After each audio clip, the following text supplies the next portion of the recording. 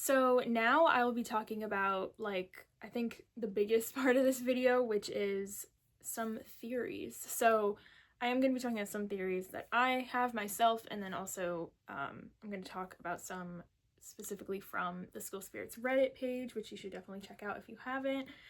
Some people have some really cool theories, stuff that I would never even think of, so shout out to all these people that I list in this video.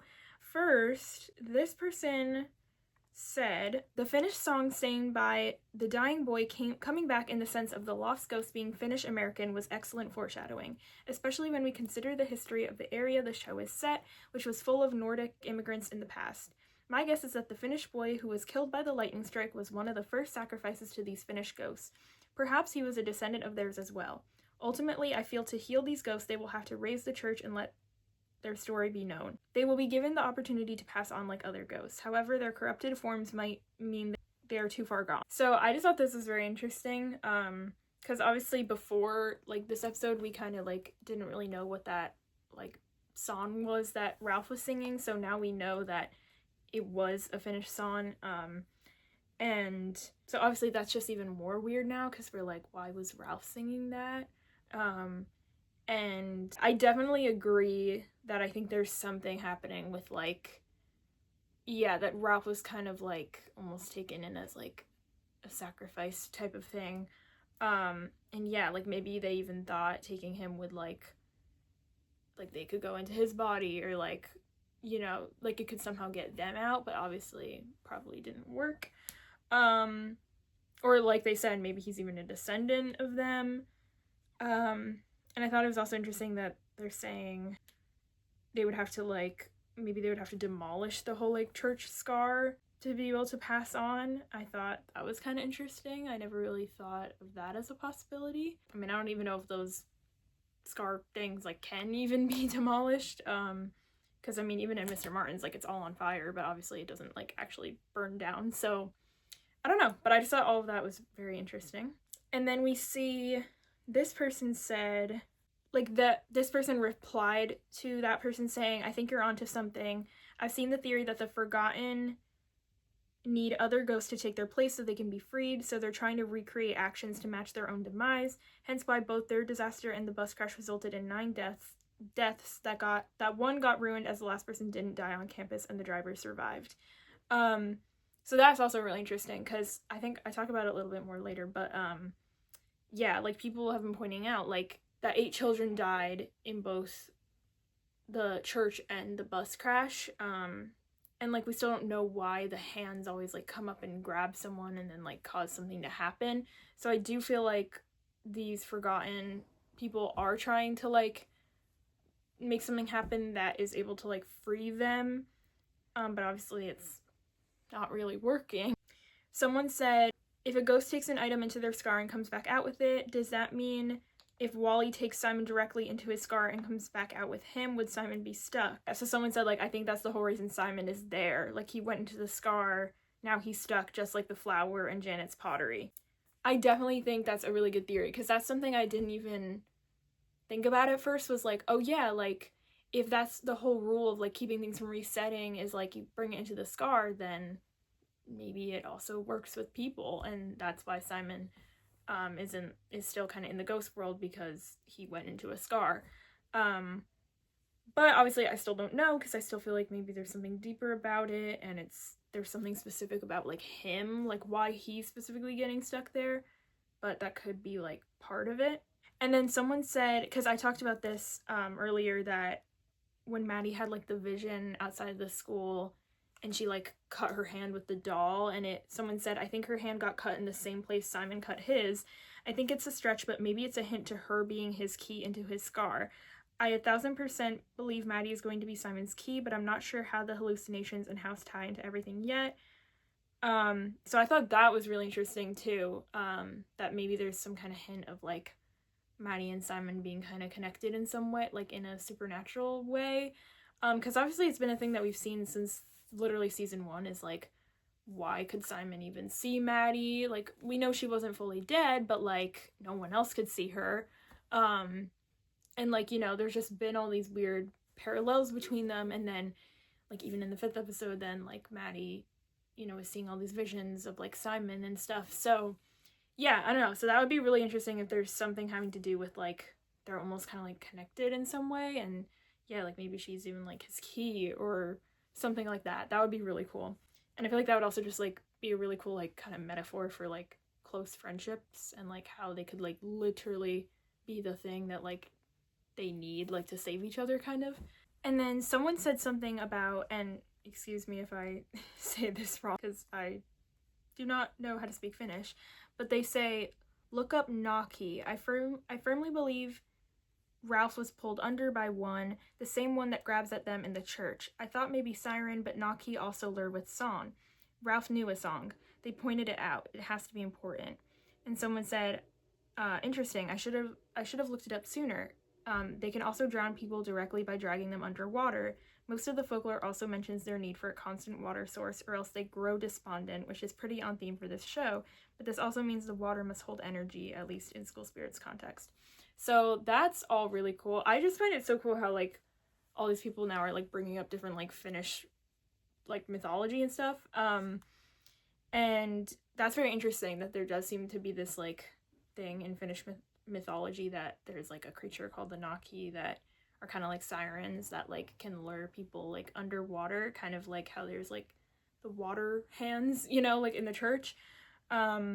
And like they're saying maybe that's even what kind of lured Ralph and like why he disappeared. And yeah, like it's almost like they need like an energy source, so like that's why they like grab the people. But I mean, the only thing that doesn't make sense to me about that is like, because if we're still thinking that those hands are like the kids that died, then like why would they be like doing that to people if they're not like evil? Unless those hands aren't the kids, I don't know. Oh yeah, and then someone said in relation to like the whole thing about like maybe, you know, why Simon is stuck is because like he's a living person that went into a scar. Someone said, so what does that mean for Maddie? Her physical body never went into a scar, but her spirit/soul or whatever did go into scars. Does that mean that there is a part of her that was taken into the spirit world and unable to be reset? Her spirit jumped back into her physical body, and that allows her to be physically in the real world, but is some part of her still in the spirit world, and that's why she is hallucinating. So that is really interesting to me, and that would definitely make a lot of sense, because I think I kind of started to talk about that. I was like, I feel like there has to be something with like, you know, the fact that Maddie was just like in the ghost world for so long, and there's kind of like this part of her that's still like connected to it, like that probably has something to do with why she's like having these visions. So that would be really interesting if it's like, it's almost like part of her did kind of like not reset because there was like her spirit that went into the scars, but then her physical body like came back. So I don't know, I just think that's a really cool thought. Someone said they think the only way for Simon to go back to the real world is to go into the water and get spit out. They said, but he might kill someone or himself in the process. It's a risky move.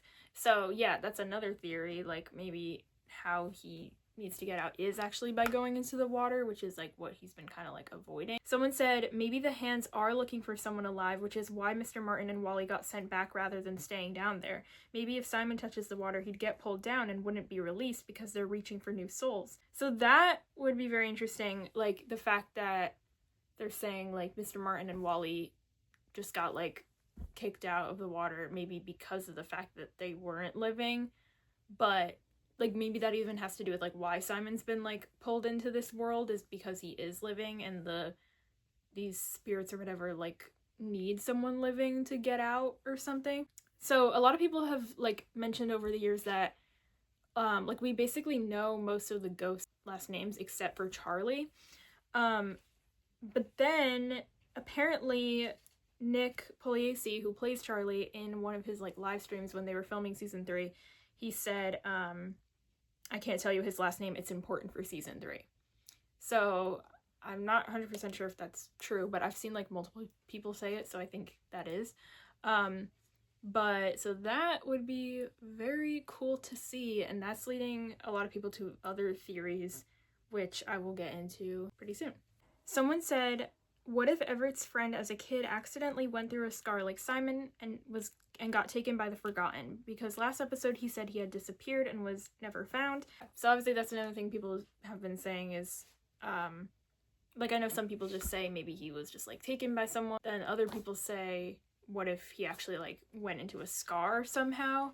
Which would be interesting, especially because, like, a lot of people think the graveyard that he disappeared in, like, maybe is the same, or, like, close to the location of the school. So maybe there kind of was, like, a connection to, like, that scar, and he kind of, like, fell into it or something. I don't know. So going back to what I was saying about Charlie, someone said, I wonder if Charlie and Simon are related. It is interesting that we just learned that Charlie had a brother this season during his conversation with Simon. Apparently the actor for Charlie, Nick Pugliese, has said that we're going to learn Charlie's last name this season. It could be that Simon's biological father was Charlie's brother. That could be an interesting development, especially considering the tension Yuri and Charlie had at the beginning of the season when thinking about whether Yuri might have any living descendants. I thought that was a really cool theory, and some people also said, or maybe Simon's adoptive dad is Charlie's brother. The only thing that would confuse me about that is, like, you would think that Simon would, like, hear about his adoptive dad's, like, brother that died in the school, you know what I mean?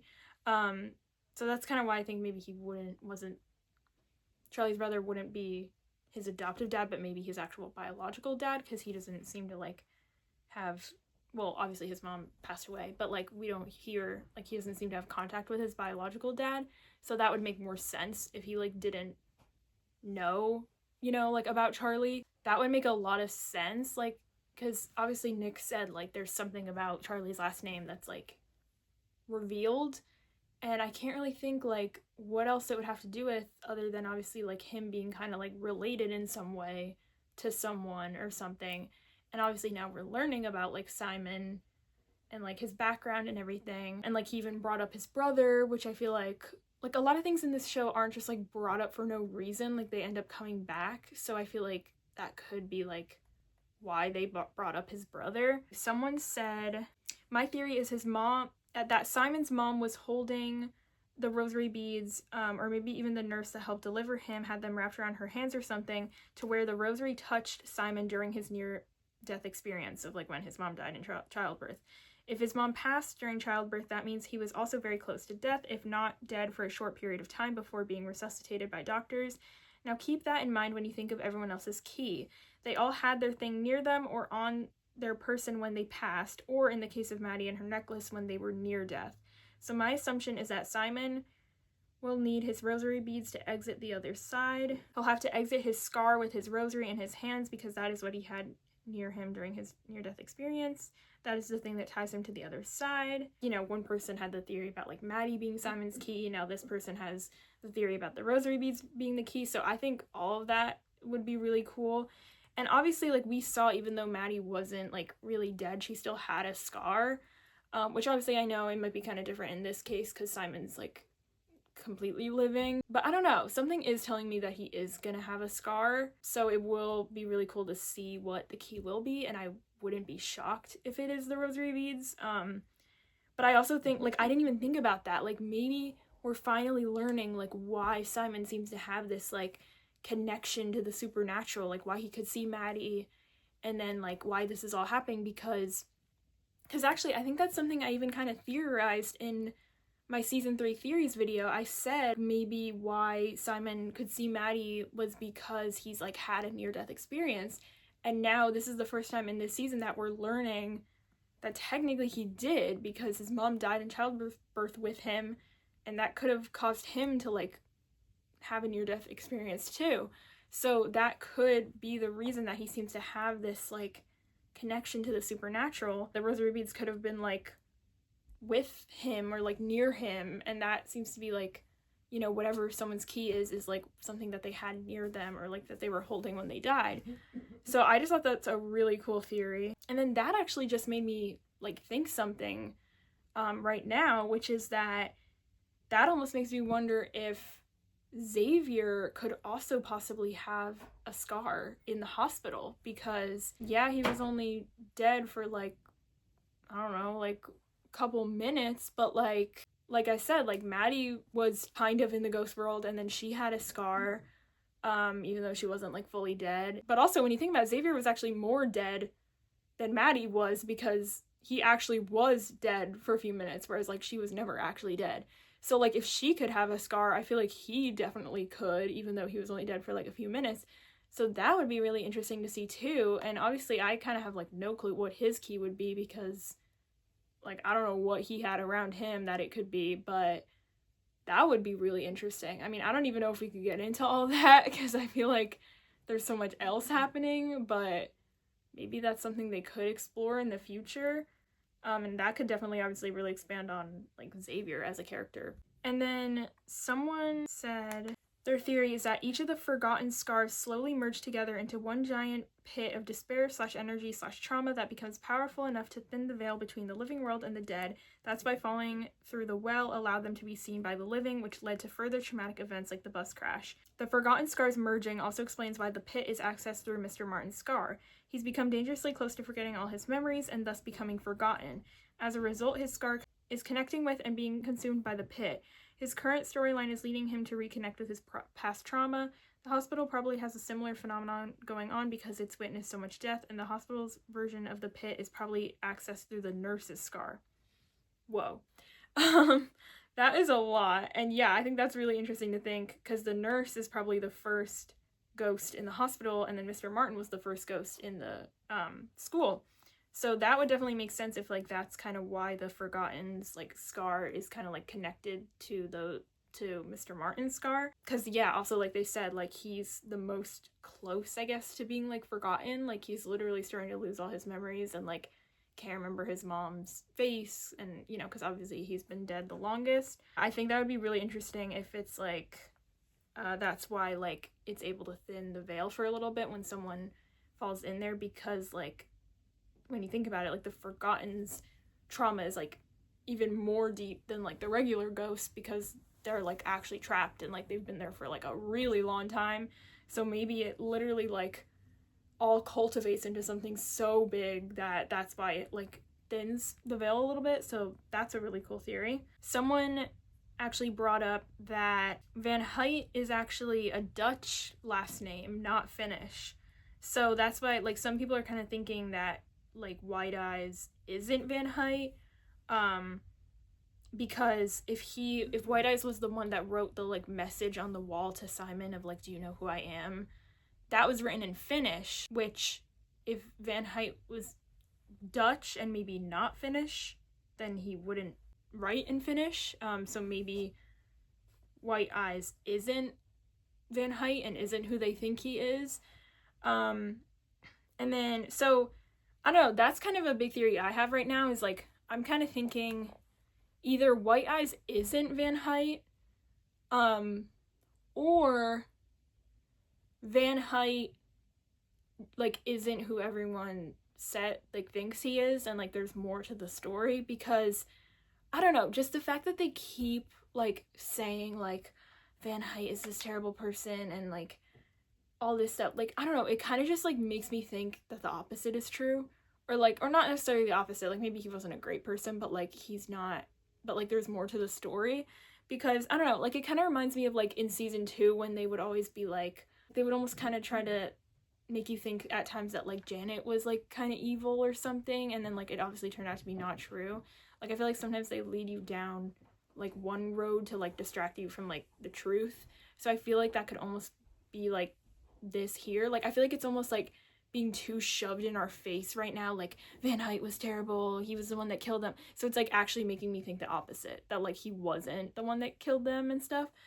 Because also, if White Eyes is Van Huyt, like, why would he be making Simon, like, see what happened? Like, why would he want him to know that he was a terrible person? Like, wouldn't he only do that because he was actually trying to, like, show him the truth, and, like, he's trying to, like, almost get help from Simon or something? So, I don't know. That's my theory right now.